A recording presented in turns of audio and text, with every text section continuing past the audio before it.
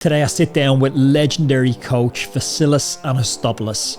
Vasilis, probably best known at the moment for coaching Mark Cavendish to breaking the Tour de France all-time stage record.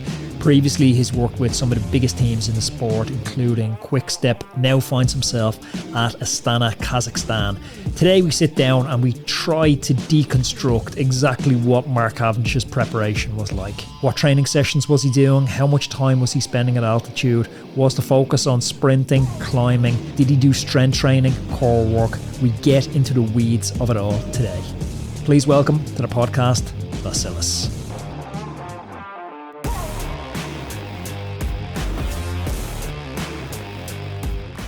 Vasilis, welcome to the Roadman podcast. Happy to join you. How are you, my friend? I'm good, thanks. I think let's start off with Mark Cavendish, because everybody's been absolutely obsessed with this story since Cavendish broke the record. So let's get a little bit of an insight into kind of Cavendish's preparation for the record. Did you enjoy coaching Mark? After finishing, I would say now that I enjoyed it. But I had some stressful periods before that, because I had a lot of sicknesses and we had some really tough time during the spring season, spring races. So yeah, I could say that it was a challenge. It was a big challenge. I think I could write a really nice book about what happened this year. It was a really nice journey, really nice one. So you come in, paint me a picture of your relationship with Cavendish. So you've come in you've had your own background where I think you were like 17-time Greek national champion. You go off, you do your sports science qualifications, your UCI qualifications. Then you step into Quick-Step, which we'll get into in a little bit. And then you decide to come over to Astana. How much of that move over to Astana was motivated by this Cavendish project on the record?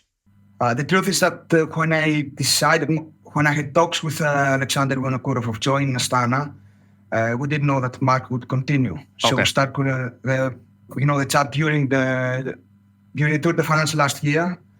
And I made my decision by the end of the Tour de France when Mark crashed, and we didn't know that he would come back. But, once I decided to join Astana because, Vino wanted me to step over and take the role of the head of performance in the team, then I just talked to Mark and I said, mate, if you decide to continue, we're going to do it together again. So that's how eventually happened. I had already made my mind before Mark continues, but of course, everything aligned. I joined Astana, Mark decided to give it a go for 1 year, and then we just continue working together. Was it your first time working with Mark? No, of course not. No. You were Quick-Step. We started working together in 2000 when I was with Quick-Step. So Mark joined the team really late in December, and they assigned me to start working with Mark. Eventually, it was Brian Holm, his old DS, who asked the team that should be the one who should start working with Mark. So till then, I didn't know Mark. Okay, I knew Mark from news on TV, but I didn't know Mark personally. We started working together in 2020, 21, and 22 after he left. So we stopped working together when he left Quick-Step to Astana, and then we joined, of course, this year. And so when you go back to work with Mark again, like, what's the starting point? How are you drawing a line in the sand? I guess the analogy I'd use is if I jump into a car, the GPS wants to know two things. It wants to know where I am right now, and it wants to know where I'm going. We all know where Mark was going. He wanted to go for that record. But how do you think about quantifying where he is right now, the starting point? No, the starting point back in 2000 was like, I just want Mark to get back to winning. We never thought about winning Tour de France. We never talked about records or anything. Mark was a bit lost the last 3 years, so he hasn't won any race for 3.5 years before joining Quick-Step. Patrick Lefebvre gave him the opportunity to join the team. And I sat down with him and I said, mate, I've seen what you've done in the past. I think I can change some things in your training. We can do some things a little bit different. And my gut feels that you can start winning again. So that was the start of our relationship, of our coach-rider relationship. It's funny because we've all heard the stories about Cavendish physiologically not super impressive when he went to T-Mobile. in his early years, people were looking at his physiological data and saying, we're not even sure how you're a professional cyclist. Your numbers just don't add up. Since T-Mobile days, we've obviously had the passage of time where he's become one of the most successful sprinters of all time. But how do you weigh those two up when you're starting to build a physiological picture of Mark? How much are you looking at the data and how much are you looking at the results? Mark's a unique person. So if you put him in a lab, he will get the shittiest data you can have. He's not good at all. Yeah, really. He's not good at all in a lab. I don't think he has ever finished a lap test, to be honest. He just hates it. On the other hand, he's super efficient. He's super aero. And everybody's talking about his sprinting, the watts, his production on the sprints, and those things. But they forget that in order to win the Tour de France, you have to arrive at the finish fresher than the other guys. It means that you have to have a really huge, really big fatigue resistance. And also, the mental approach that Mark takes to the Tour de France stage race, it's completely different to any other race. He can stop, he can abandon all the races that he's doing during the season. When it comes to Tour de France, he's a completely different person. It's like a switch. He's a warrior. Yes, indeed. And I think what Mark needed back then was someone to trust him and to give faith to him. So when we had our first chat, I think I gained his commitment and his trust by telling him the truth. I didn't treat Mark as a big star, but just as a neo-bro, as a rider who was I was just start coaching. I was also new. It was also only my second year in Quickstep. I was just a coach from Greece, nobody knew about. And that helped us build a really good, really nice relationship from the beginning on, from start on. And I also used some extra motivation tools, as you can say, because I had recently listened to a podcast from Inigo Milan, and he said that Mark Cavendish was not going to win any race anymore because he couldn't finish the race, he couldn't sprint at the end of the race. And that's what I used, and I thank Inigo a lot for that. That was a turning point. I said, Mark, here's what the other people think about you. Here's what the other coaches think about you. I think it's time to prove them wrong, and we can do our job. That was already December 2000. But that can go two ways, because some athletes won't respond to that. They'll go into their shell and they'll crumble. But other athletes will use that as motivation to get out the door training, to execute intervals properly, to tighten up their lifestyle. How did you know that feeding Mark that snippet from the podcast was going to elicit a positive effect? I knew that from the other DAs in the team, especially from Brian Horn, that the more you doubt about Mark, the better he gets. So the more negative criticism he gets, the better he gets. And that, as you said, it was a two-way. It was a risky situation, but that's how I felt that I should approach it at that moment. And I was really honest with him. I didn't lie to him. I didn't want to present a nice story. I said that it's going to be hard. If you trust me, you're going to suffer. We may or may not succeed, but this is the way of working. And that's just I presented him my whole idea of how I would like to work with him. You talked about that gap between, if you put Mark in the lab, he's very poor data results, but yet he's the most successful sprinter of all time.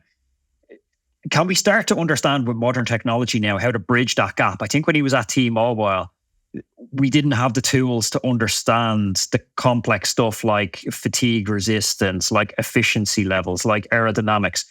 Can we start to understand now and paint a data picture to show how efficient Mark is, to show his fatigue resistance? Not just Mark, any rider.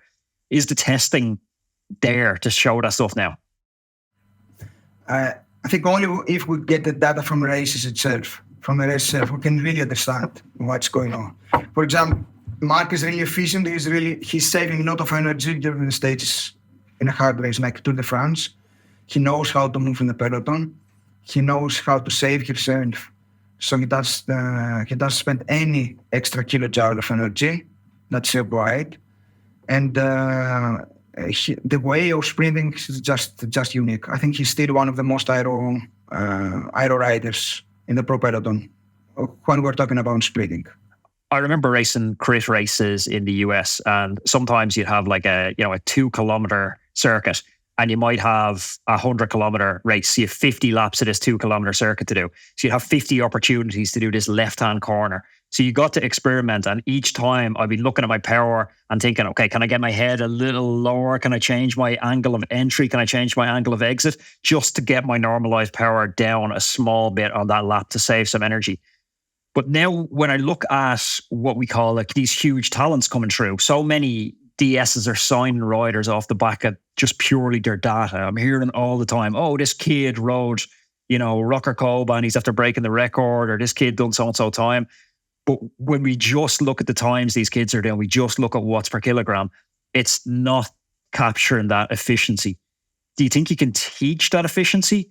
Or how should, coaches approach that if they're taking a rider in who isn't currently efficient? I think that's the problem with motorcycling, where so much focus on data, on watts per kilo, on the tests that the riders do, that we forget that they are riders. They have to race. They have to race against 150 other riders. So they have to know how to position themselves. They have to know how to save energy.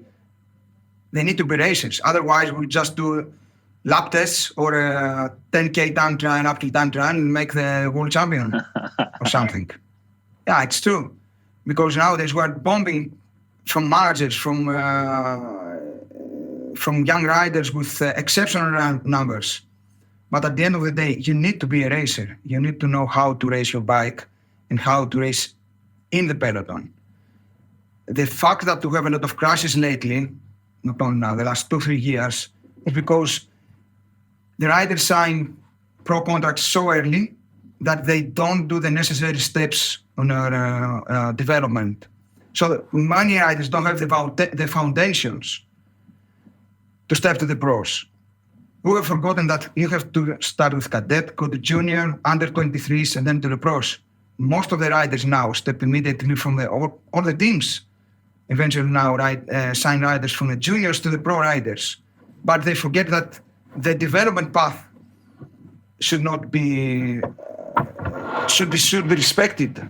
You have to do a certain amount of races in lower category, the 2.2 races, 1.2 races to get used to racing, and then step to the pros. I chatted with Patrick Lefebvre some years ago, and I told him, Patrick, I think that Remco Evenepoel hurt a lot cycling. Why? Because Remco jumped from juniors immediately to the pros, and he was succeeded. So everybody thought that there are so many riders who can do that. I just don't agree with that.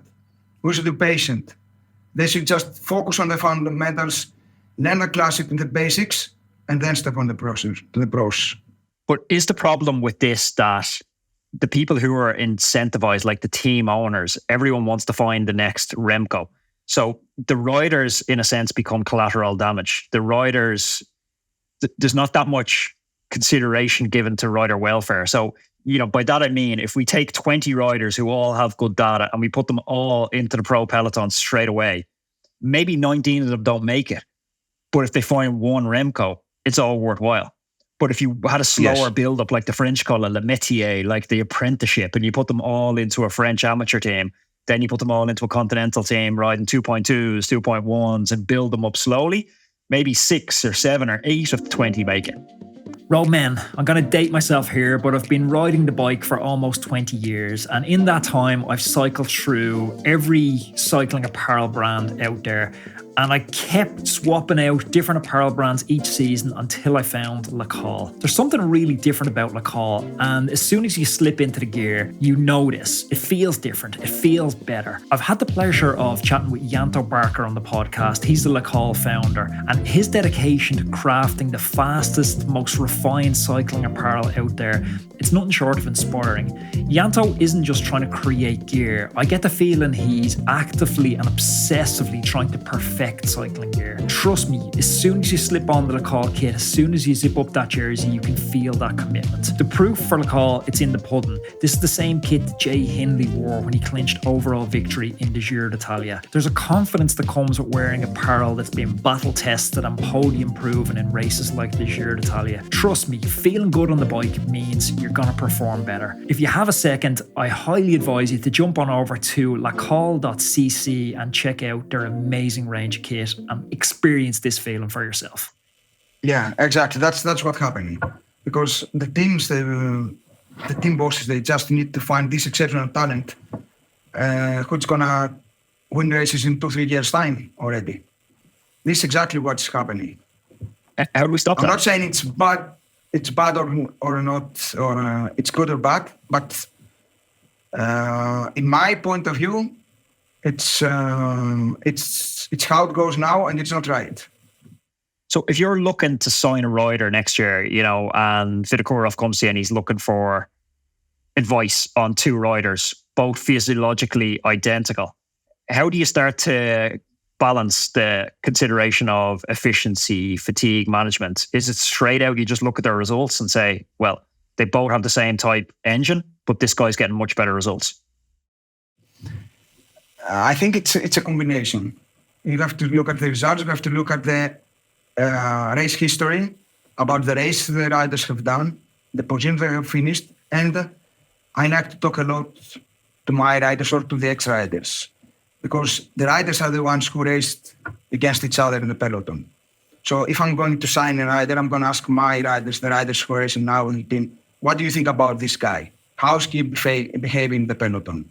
How is he racing? Is he a good character or a bad character? You enjoy racing with him or not? So it's not only about the data. It's a whole picture. We've seen this trend with riders recently of spending a huge amount of time at altitude. I heard Victor Campenaerts after his Tour de France win talking about, I think, a 9-week altitude camp leading up to the Tour de France, even his wife giving birth at the altitude camp, which is crazy. Was altitude something you incorporated into Cav's run up to the record? Yeah, definitely. This year we did 2 altitude camps, one in Colombia in January and one in Sierra Nevada and Maine, the build up to the tour. And I think that was really beneficial. The data we got from this year's Tour de France shows that the level is so high now. I could even compare some data of Mark back in 2012, 2013, when he was really good, with this year's data on the climbs, and there's almost no way that he could have made it back then to finish on the time limit.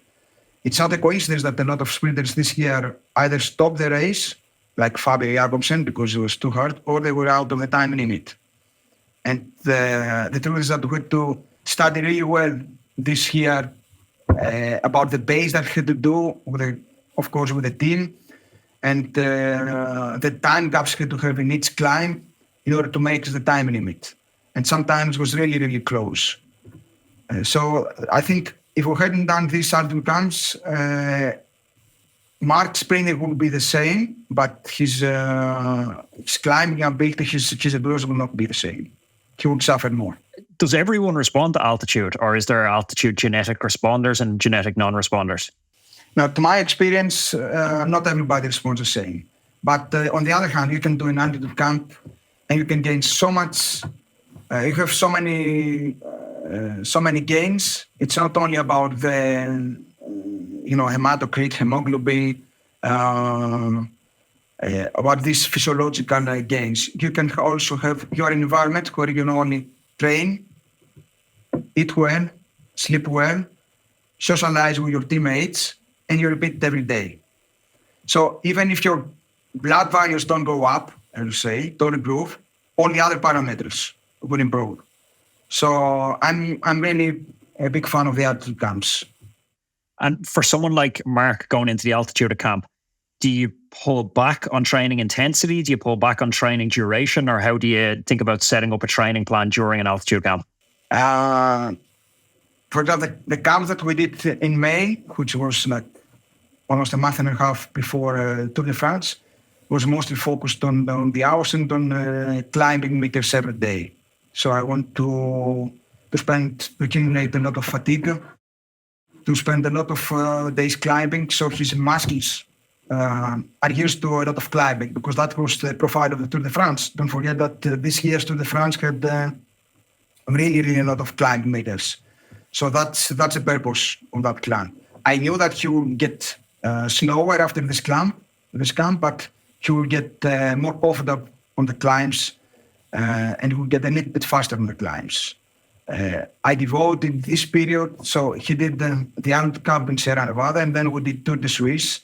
And there were a lot of people saying, why is he doing Tour de Suisse? There are not any sprint opportunities there. It was only one. But there are a lot of climbing. But that was exactly my plan, to spend a lot of time climbing. And then we devoted the last part of his preparation on sprinting. So I want to make him stronger first and then faster. So how long can you hold on to those altitude gains? So you're saying, what was that, like 6-7 weeks out from the start of the Tour de France?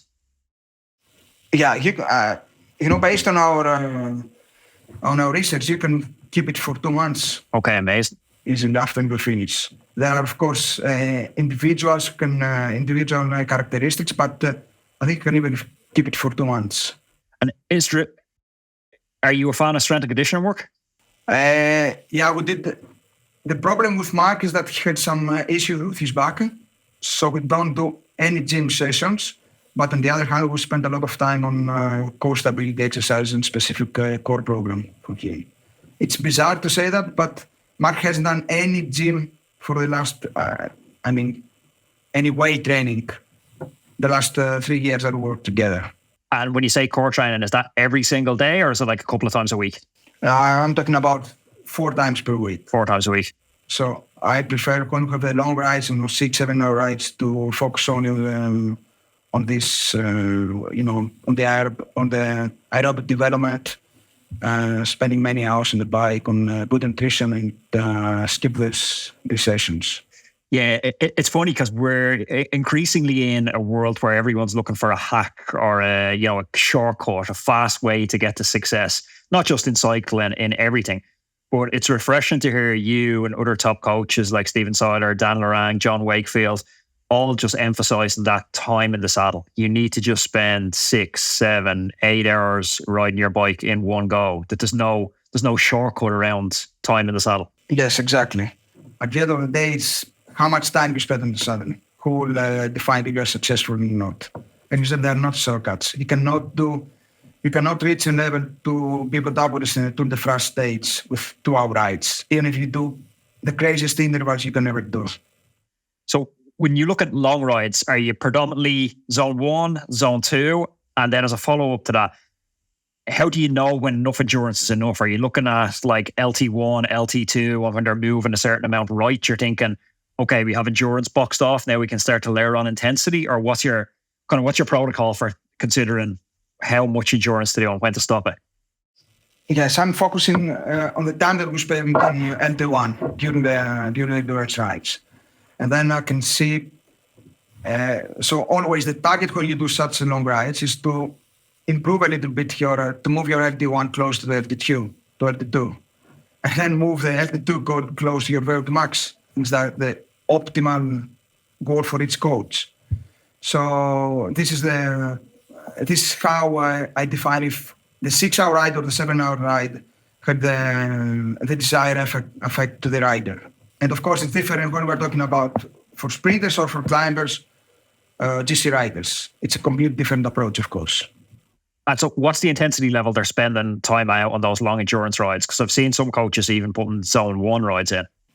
Yeah, most of the rides, it's upper zone 1. And they will do most of the climbs around fat threshold, just below fat threshold. No more than that. This is all about the long rides. I prescribe these long, easy endurance rides.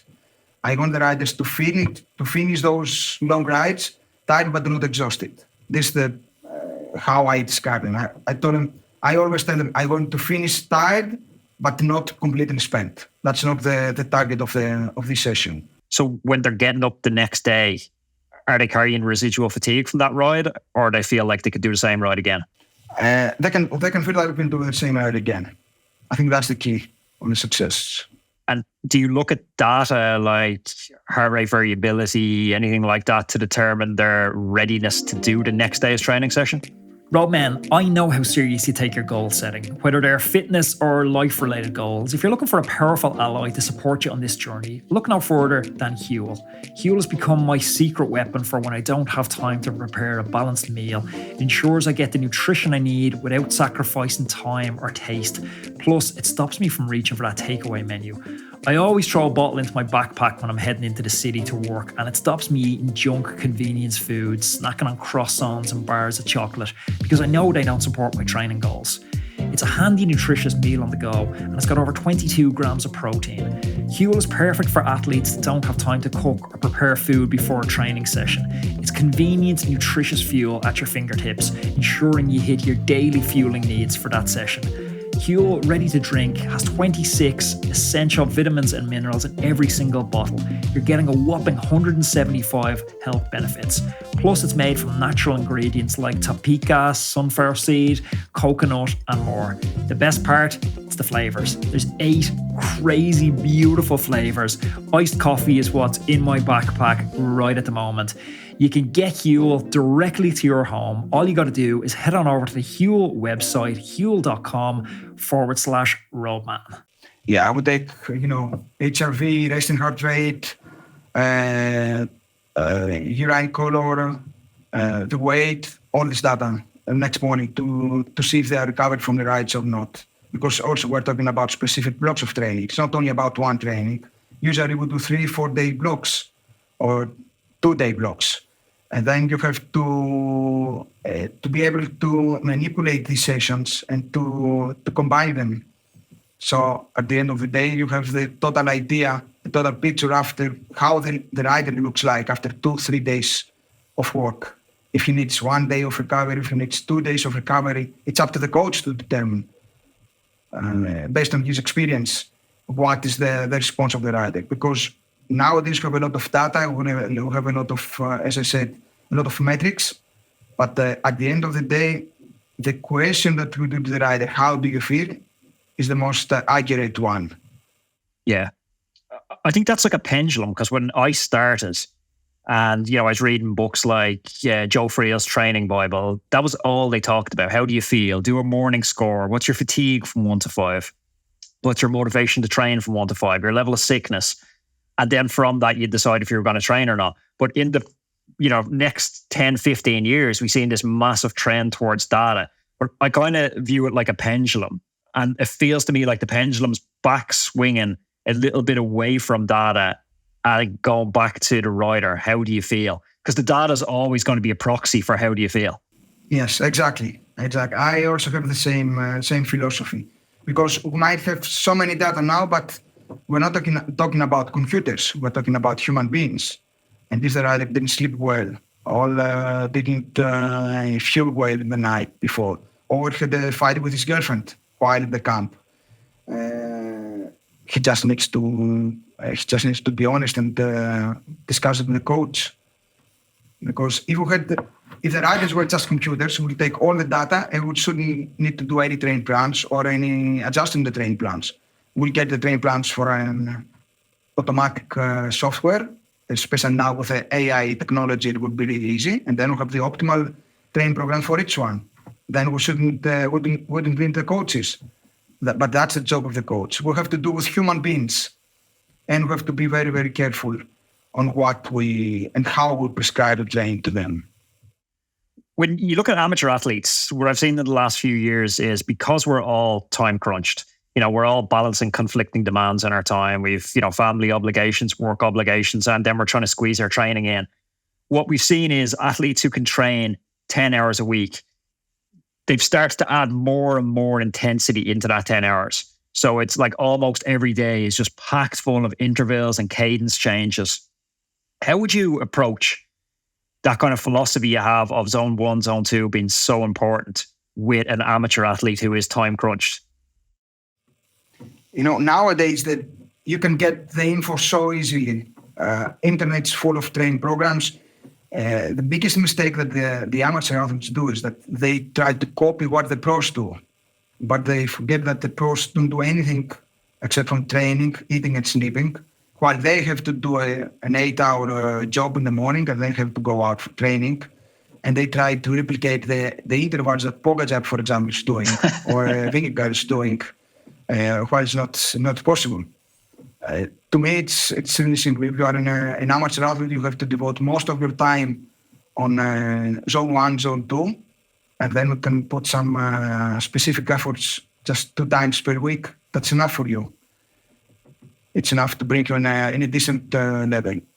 I have seen a lot of amateurs doing, as you described earlier on, intervals every day, every single day, quality work. It's going to bring you up to a certain level, but then you're going to study to hold it, and you're going to feel either overtrained, or you're going to feel the fatigue, or you will not be able to have any social life at all. In the end, you just finish your work, and then you will be just, after that, you will be just dead, laying on the sofa. That's my experience. Yeah, I almost feel I call it the Netflix effect with coaches and athletes at amateur level. Because if a coach or if an athlete says, I only have 10 hours available to train this week, and you prescribe them 2 interval sessions and the rest of it's zone 1, zone 2. So they're Tuesday there, look at their training peaks, and it's like 60 minutes, zone 1, zone 2. Thursday, 60 minutes, zone 1, zone 2. It's like the coach almost feels like they need to justify their worth by adding in all these crazy cadence changes, all these like... I remember one of my earliest coaches was Mike Barry, who was riding for Team Sky, and he was coaching me when I was out in France. And he used to just send me an Excel spreadsheet, and it'd just be like 4 hours endurance, 5 hours endurance, 6 hours endurance, like really simple. But then I seen the evolution to training plans now where it's like 5 minutes at this cadence, 6 minutes at this cadence, an activation every 6th minute. And it's like, I call it Netflix because it's almost like a need to entertain the athlete. Yeah, because the training plans now, they need to look sexy. There are so many coaches. Remember, 20 years ago, there are not so many in the World Tour teams. There were not even coaches. They were just the DSs who were doing the plans. Now there are so many coaches out there, and every single one needs to present something new, something complex, something to trigger the curiosity of the rider. So I think the more complex sessions they give to the riders, the better they think they are. It's simple. You need, when you are a coach and you have to do with amateur riders, you need to sell your programs. So the program you described earlier on, 4 hours, 5 hours, with no intervals, no drills, no changing the rhythm, no spikes or anything, is not as sexy as the one that we described earlier on. So at the end of the day, that's the difference. But there's a that's a big danger that after a couple of weeks or a couple of months, the rider will just, I won't say will burn out, but his condition will not be the desired one, the level of his performance. Is there 2 elements to this? Because when I think about it, there's an insecurity on the part of the coach that they need to justify their value or their worth by adding in all this, as you call it, sexy training descriptions. And then there's a trust element from the client or the athlete. So it's like the athlete needs to trust that 4 hours with no intervals, 5 hours, no intervals, 6 hours, no intervals is the correct session. Yeah, I think it's all about the trust.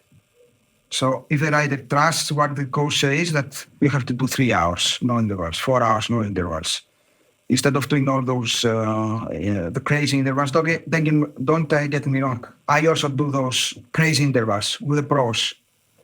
Not every day, of course, but there are some really key sessions that they look really crazy.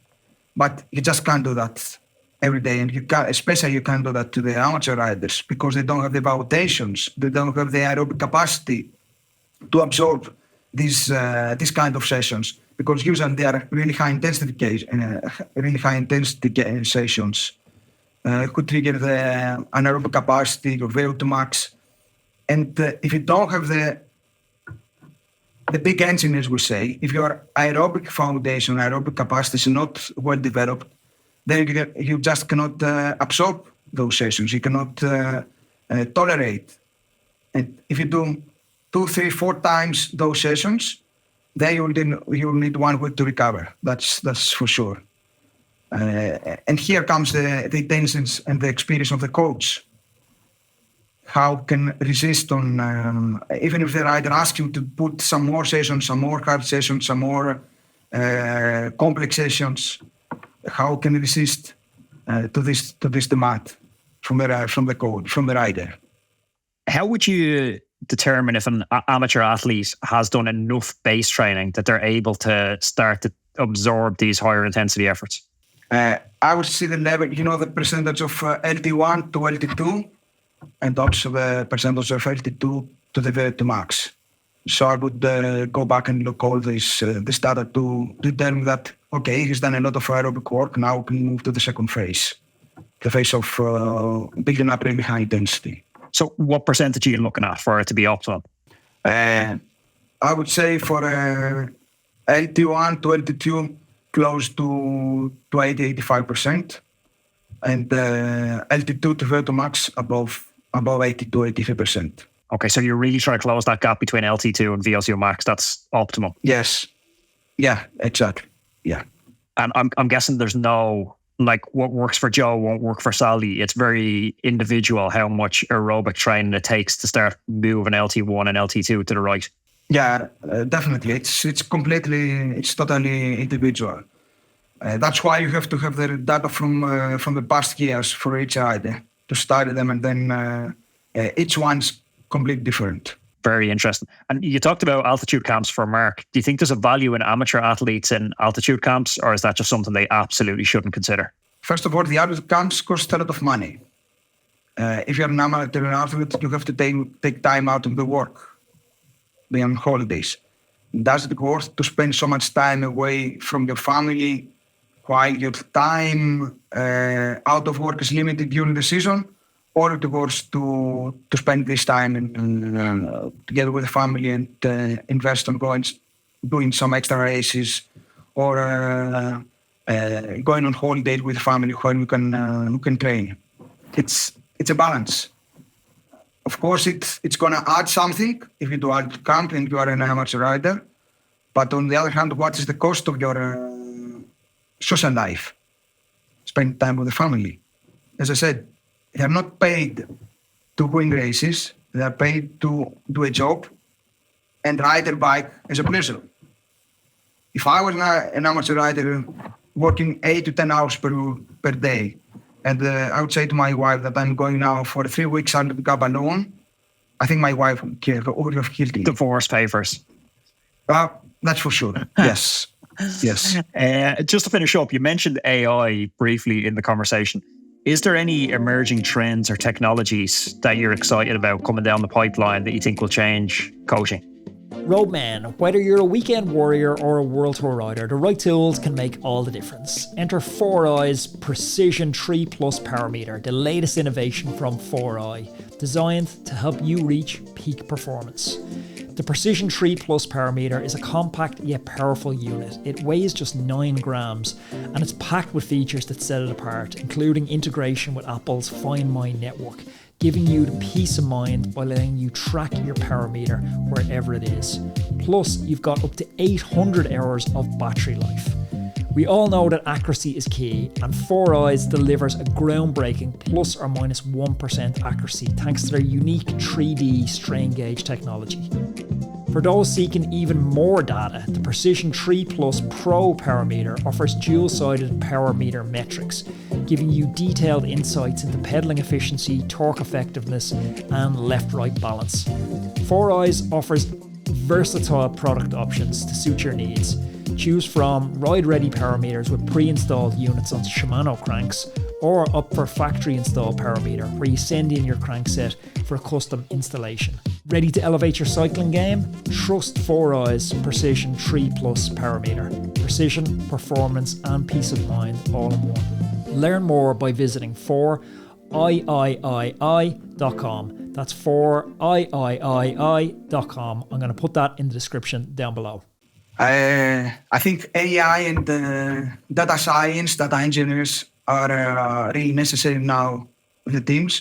In fact, this year, I was working with a data science to analyze the data from the training, from the sprint, to determine what was the best, the optimal torque, the optimal gearing selection, to choose the right handlebar size, cranks, and everything. So all these are really beneficial, and they are really, they add something to the teams, to the coach, to the DS, to make decisions on the race. I think in the next couple of years, all the teams will have data science. Already now, the top teams already employ data analysts and data science, but I think in the next 2-3 years, every single team will have the data science. The problem with AI is that sometimes we have get some crazy results because the power meters are not well calibrated. The riders, during their career, they use different brands of power meters where you can have an error of 2, 3, up to 5%. So using the AI technology doesn't recognize those changes, and then we can have false info. That's why we have to be really careful and critical how we use all this data. Yeah, we all have to be able to. We all have our favorite power meter, don't we? That reads like 20 watts too high. Yeah, exactly. But imagine if I build up a platform, put in all the data there, and get some really bad data from the power meter that I had 2 years ago, then if I ask the rider to hit again the same numbers, he will not be able to hit it because the power meter was really 20, 30 watts more. And then effectively my training plan will be shit because the rider will not be able in any way to hit those numbers again. That's why I have to be very, very critical and be careful how to use this technology. I've really enjoyed this conversation. Thanks for taking the time to chat. It's been a fascinating insight into, Cavendish's preparation for the record, but also just how amateurs should train, and with a blade of caution while copying the pros has been my takeaway. Thanks a lot, Anthony. Thanks so much. My pleasure. So if you like this video, you should definitely check out this video because I know you're going to love it. And don't forget to subscribe to the channel.